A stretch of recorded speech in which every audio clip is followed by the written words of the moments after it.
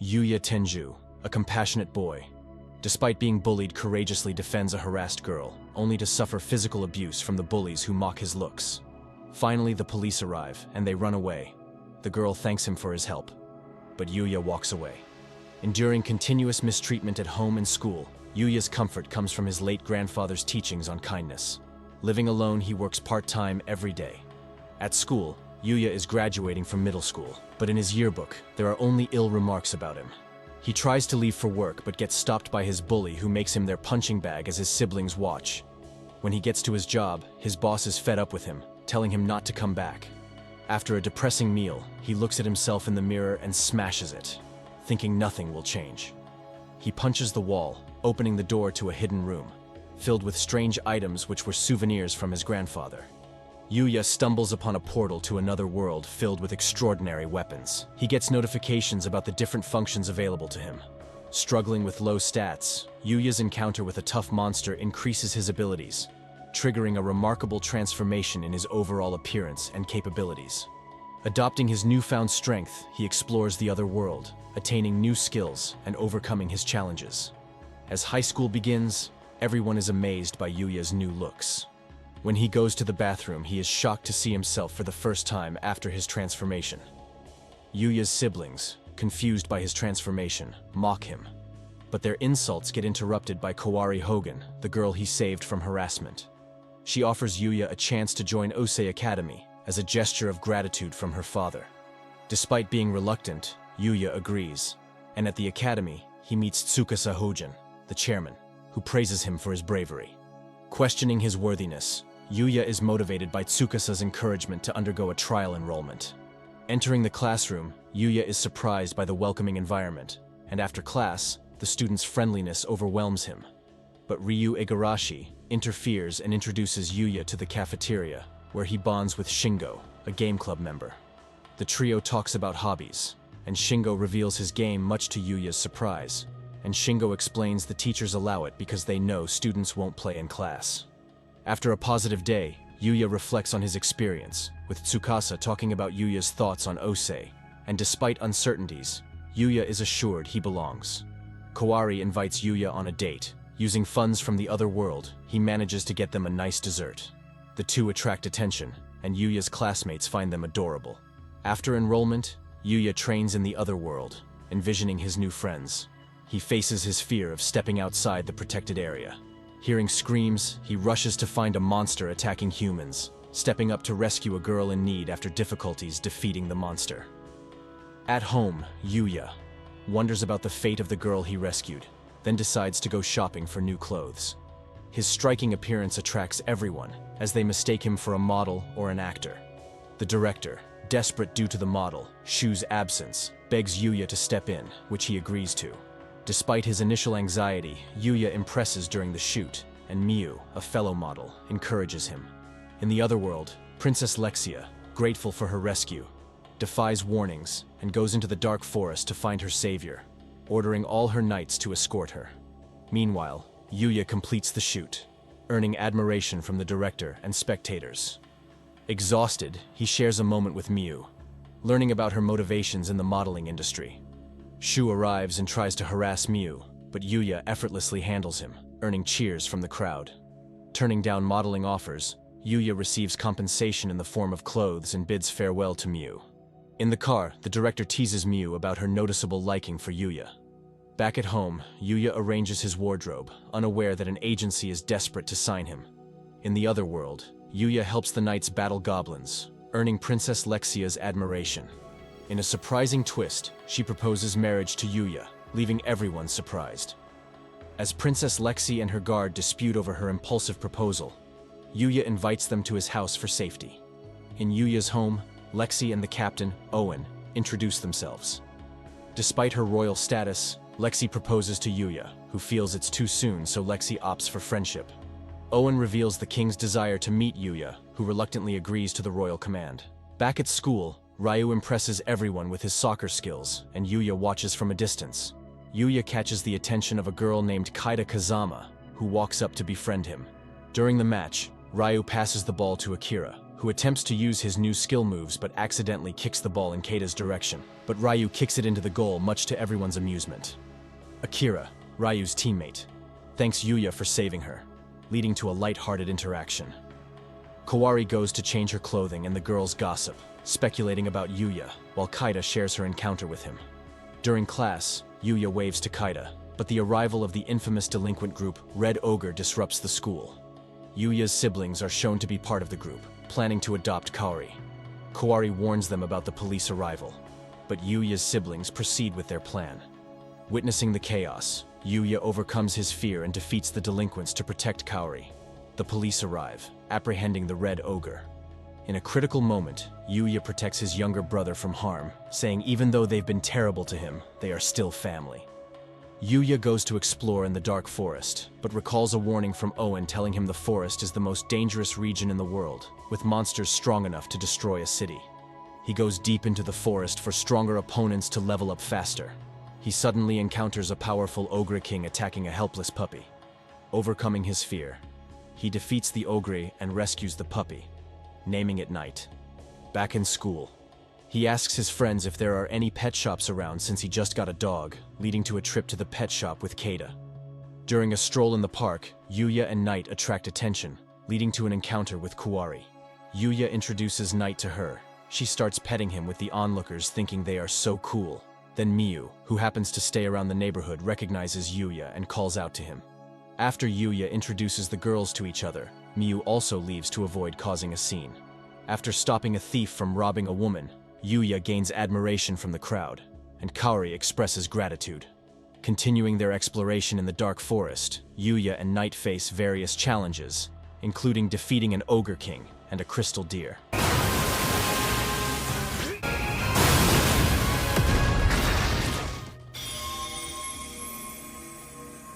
They also find an underground pathway and encounter a corpse with a book called the Book of the Sages, raising questions about the mysterious sage who created Yuya's weapons and owns the house. As Yuya reads the sage's book, he learns about the sage's incredible abilities and the god's invitation, which he declines. The book warns Yuya of the potential fear he might instill in others as he grows stronger. The sage advises him to find trustworthy companions to negate this effect. After requesting to learn magic, the sage imparts his magical knowledge to Yuya, even transferring his mana pathways to enable his use of magic. Returning home, Yuya starts practicing magic with Knight, trying out their newfound abilities. Meanwhile, Owen's report at the castle spurs the king's anger, accusing Yuya of seducing the princess. Back at school, Yuya thinks about the sage's warnings regarding his unique magical techniques. The announcement of a camping trip groups him with Keida, Akira, and Rin. Lacking camping equipment, they head to the mall, where unexpected acquaintances, including Kaori, join them. Yuya's magical skills shine when he impressively wins items from the crane game. The building gets on fire, but Yuya uses his magic to save the girls. The firefighters scold him for being reckless, but Kaori's father thanks him for saving his daughter once again, and he returns the item he got for her earlier. Kaori hugs her father, and this leads to a reflection on what family should be like for Yuya. While he initially feels alone, when he gets home, Knight rushes to greet him and he realizes they are family. Yuya's magical abilities continue to develop as he learns to create portals, allowing him to revisit familiar places. During his exploration with Knight, they encounter goblins in a cave which they easily defeat, showcasing their improved teamwork and earning valuable items. Despite Knight's reluctance to end the day, Yuya decides to go back for his upcoming school trip. However, Knight senses danger ahead. Using his invisibility skill to stay hidden, Yuya stumbles upon Luna, an injured girl facing elite goblins. Yuya wants to save her, but Knight pulls him. As one of the elite goblins manages to land a fatal blow and wants to grab her, Yuya and Knight interfere. After a fierce battle, Yuya introduces himself and Knight to Luna, healing her injuries with a magical potion. Luna reveals she's in the forest to get stronger and on a client's request, although Yuya fails to hear this. She also asks that Yuya train with her, which he accepts. After several training together, Luna impresses Yuya by defeating an elite goblin. Yuya claims that needs to leave as he has a school trip to attend, but she does understand, and he apologizes.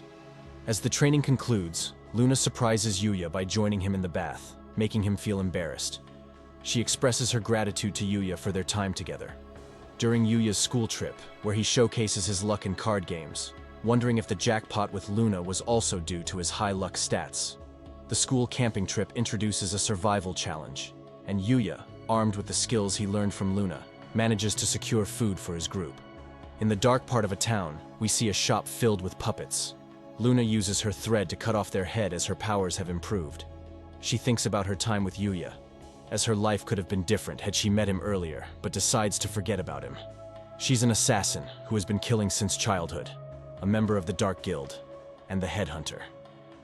Yuya and his group impress Sawada with their bountiful collection of safe food. Yuya's culinary skills shine during the cooking competition, earning him high praise, and even leading to a surprising marriage proposal from Sawada.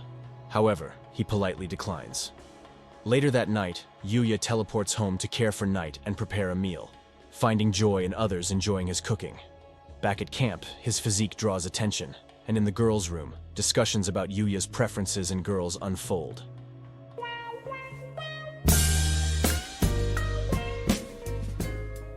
The next morning, a bear attack occurs, and Yuya's swift actions save Sawada. Despite the proposal and the chaos, Yuya maintains his composure. At home, preparations for a meeting with the king are underway, and to prevent a clash with Lexia's troops, Yuya dispatches the monsters, earning an intriguing helmet. A mysterious white rabbit observes him, believing Yuya to be his successor.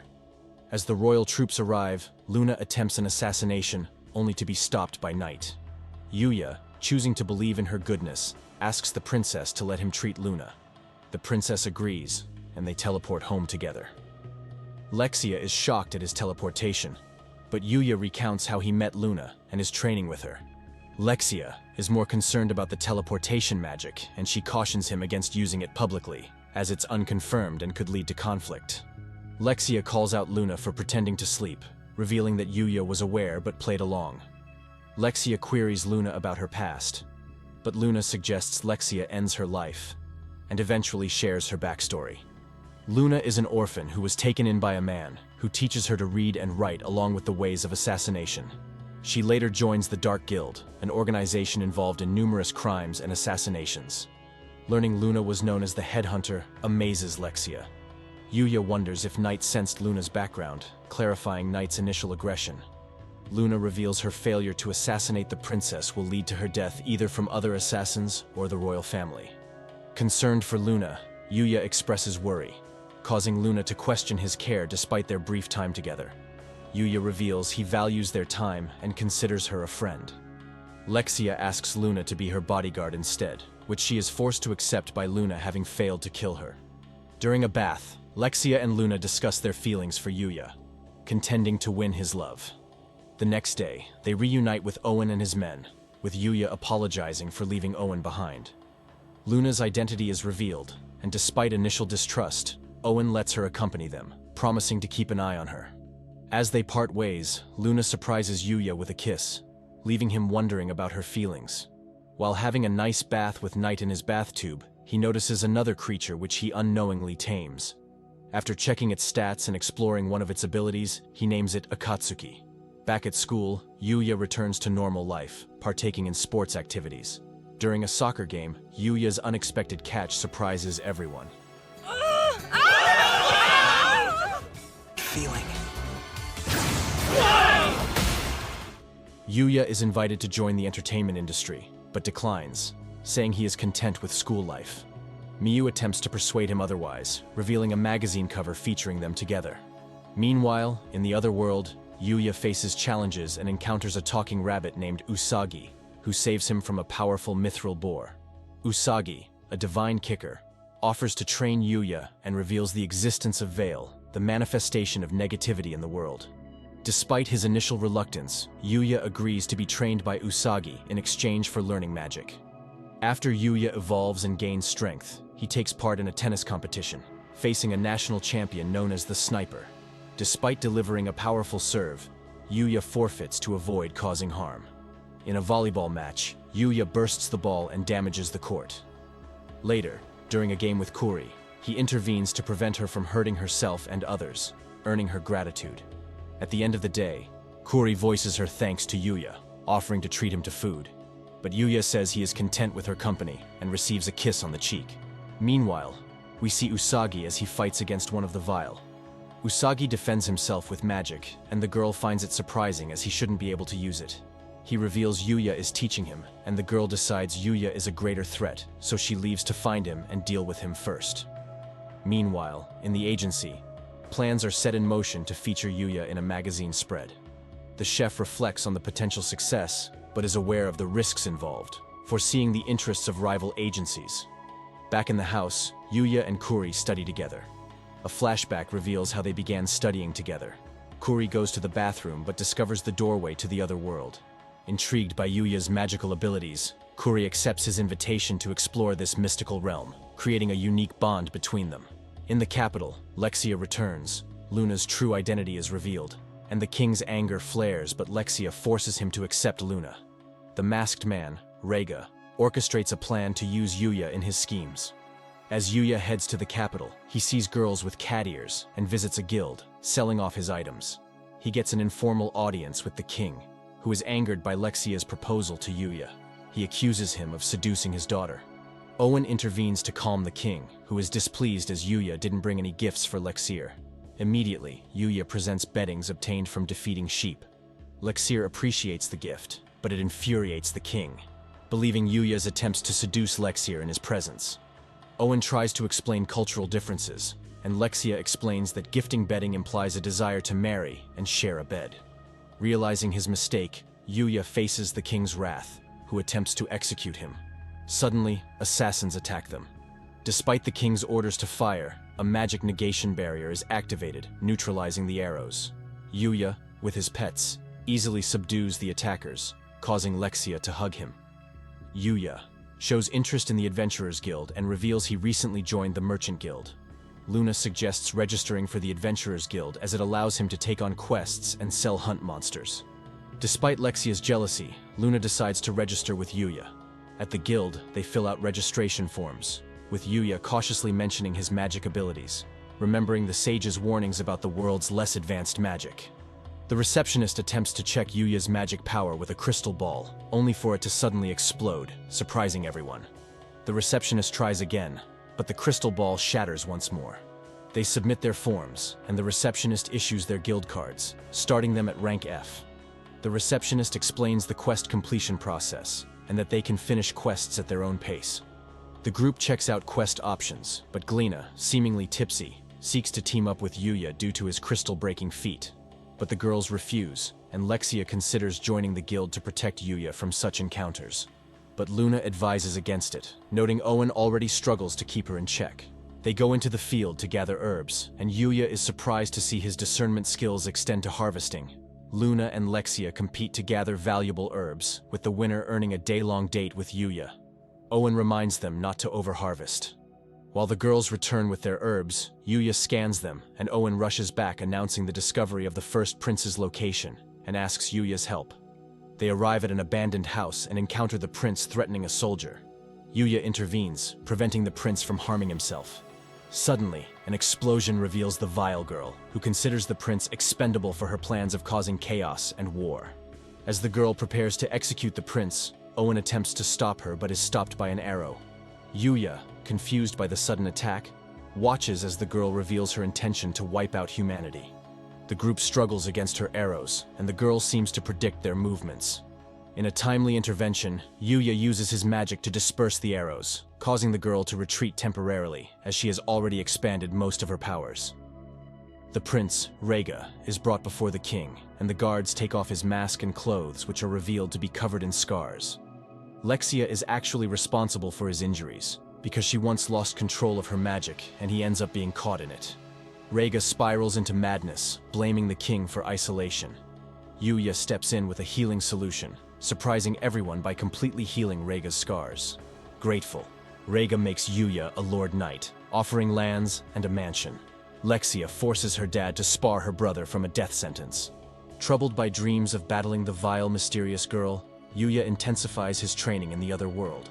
The girl attacks him seeking revenge.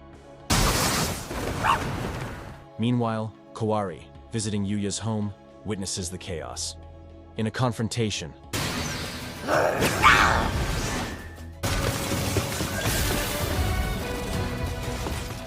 Usagi arrives, revealing Yuti as the divine archer's disciple seeking vengeance for her master's death. As Yuti taps into Vile's power, Yuya, aided by Usagi, fights back.